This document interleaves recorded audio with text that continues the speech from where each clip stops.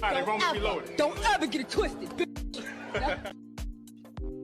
Y'all already know exactly why I'm here. It's about 10 p.m. Eastern Standard Time on September 22nd, and Nicki just got off of Queen Radio, her highly anticipated episode called Live from New York. And y'all, all I'll say is that, and let me, first of all, when I do these recaps, I want to know, like, who was actually there in the show. So if you were there, I want you to type in the comments QR, okay? Because I want y'all to check me and make sure that I got things, correct, right? If my information is accurate. So anyway, what I will say about this episode was that the theme of the episode, I feel like, was just energy, right? I'm not gonna go through like exactly everything that was said like I usually do, because that would be boring, especially for this episode. But I still do want you guys to stay until the end, because we do have some things to get into. So of course, Nicki said she was going live at 4 p.m. Eastern Standard Time. She ended up pushing it back 2 hours to 6 p.m. Eastern Standard Time. And so DJ Booth came on. He came on around 6:30 and played D-Wop, Yikes, Only, Bussin', Hard White, All Things Go, Roman's Revenge, Chirac, Welcome to the Party remix, Feeling Myself, Pound Town 2, Red Ruby, Crocodile Teeth, Chun-Li, Itty Bitty Piggy, High School, and We Go Up. Nicki came in around 7:26 p.m. So that's already an hour and a half late than she was going to. Anyway, Juice was there with her, Tay was there with her, her stylist was there with her. Nicki ended up having a lot of people in the room, and if you saw any of her live videos, which I'm sure is going to be floating around the internet, I think that they had booked out a studio, or actual recording studio, in New York City.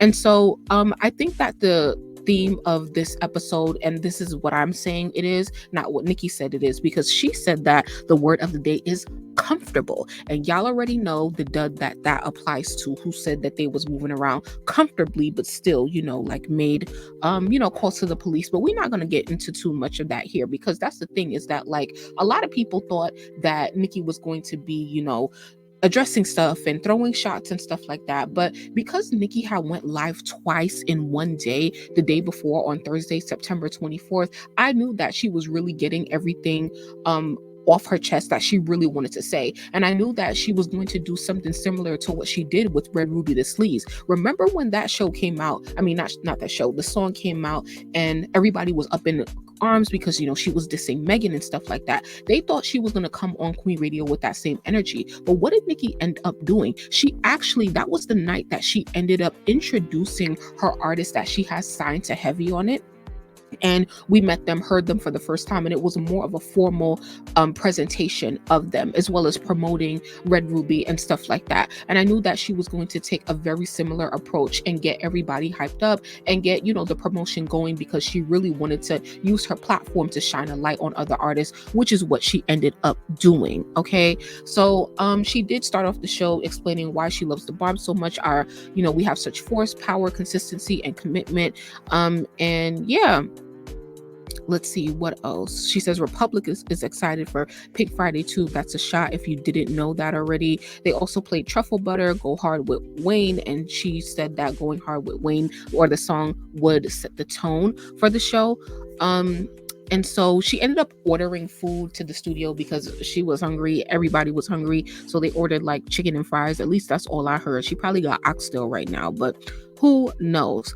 Now, one of the most important things that we need to accomplish for Nicki is finding the woman who did the SWAT calls on her home and Papa Bear. So let me see if I could pull it up. Here it is. This woman right here. If you didn't check out my previous video I did on like why Nicki is not protected, but all other women are protected, make sure you go check that out. And if you find who this woman is and her identity, Nicki says that the prize for that is going to be different. Okay, so if you are one of those FBI Barbs, please get on your job ASAP. Anyway, she played Still I Rise, and she said, isn't it amazing that you can write something down? 17 years ago, when I was waitressing and writing my raps on the paper, and it's like she'd keep those papers in her car and stuff like that. And it's just crazy how 17, 15 years later, that all of that still applies, still relevant to this day. Someone asked, does Papa Bear experience jet lag? Because Nicki actually said that she's going to be spending a lot of time in New York. Once again, going back to the theme of energy that I still didn't get into. So please, if you're still here, please like the video and keep listening, okay? So someone asked, does Papa Bear experience jet lag? She said he seems to adjust quite well to New York City, in terms of napping and sleeping. And she said, I think he feels cozier. She said she videotaped the rain just to be that close to it. And she said that she used to hate rain and snow like that, but I guess she likes it now or whatever. She says he does really well, it feels cozy to him, and he sleeps well on the flight and stuff.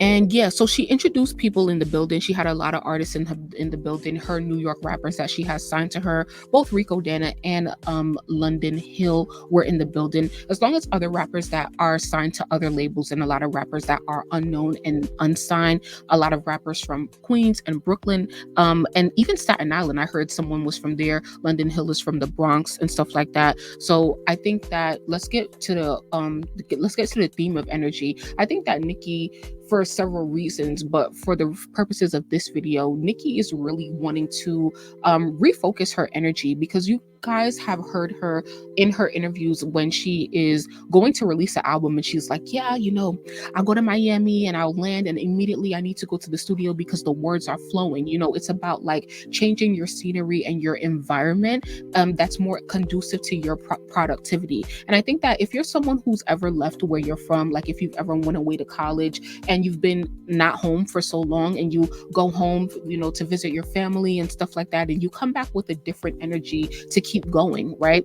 And so I think that I can identify with that, and I hope that other people can identify with that, and understanding like of what Nicki is going through or what she's trying to accomplish. And I think that she really misses the energy of New York City and the grit of the hustle, especially when it comes to music, because it turned out to be like, artists were playing their music and kind of freestyling and stuff like that, and you just never hear that anymore. And I know I'm jumping all the way to the end, but she said something like, yo, like this dude did a freestyle, and she's like, yo, imagine this dude just spit a great ass freestyle, and none of that even matters, because the industry is not even about talent anymore, And so I really just think that Nicki's really feeling that New York energy right now, and wants to do that to push her forward to get out Pink Friday 2.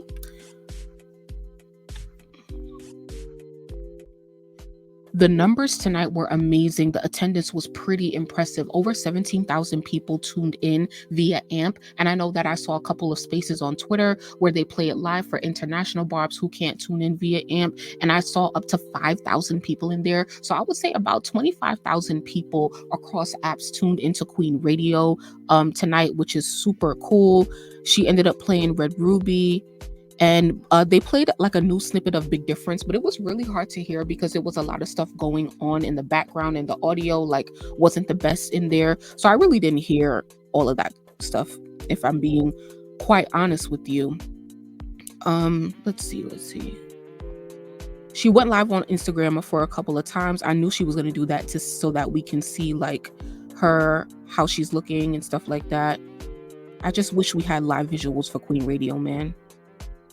But I want to know what you guys think of Queen Radio or this episode, right? Like, people thought it was going to be one thing and it was going to be another thing. Like, that's the thing with Nicki. You have to really expect the unexpected, right? Like, know that it could be on go or we could just be chilling. And I think that, she said what she had to say. She said a couple things here and there, but like as she said, the audacity to think you're stopping anything over here, the desperation about Pink Friday 2 because everyone's getting bored, like nah, that y'all not stopping anything for real. Comfortable, once again, was the word of the day.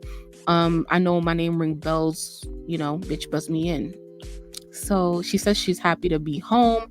Something about when the queen sits on her throne, there's a peace and serenity that only she can give. One thing about the queen, she can make war or love. You choose, but she will always have the last laugh, So there's that energy there. Like she's really just happy to be home. Last thing, pre-orders for Pink Friday 2. I need to put the link in my description for pre-saving, because if you haven't pre-saved it yet, what are you waiting for? And to those of you who really want Nicki to drop the pre-orders, please sit back. She says, I don't have to drop a MFN thing. I know Pink Friday 2 is gonna sell. When you see the douchey booty angry Avengers start to form, that's how you know it's time. I just thank the Lord that I was born with a gift. And then she was like, Booth, do you know what it is to go into a studio with Juice and write a whole song from beginning to end? And he was like, I'm sure it's epic, magical, and an experience, you know. So I'm jealous of Juice's job, you know.